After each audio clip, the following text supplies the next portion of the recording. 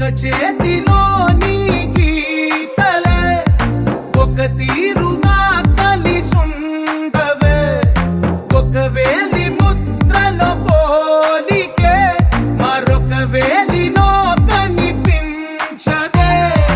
ఎక్కడ పుట్టిన వాళ్ళో ఏ దిక్కున మొదలైనోళ్ళో ఒక గుండెకు చప్పుడు అయ్యారుగా. ఏ నింగిన గాలి పటాలో ఏ తోటన విరిసిన పూలో ఒక వాకిట ఒకటై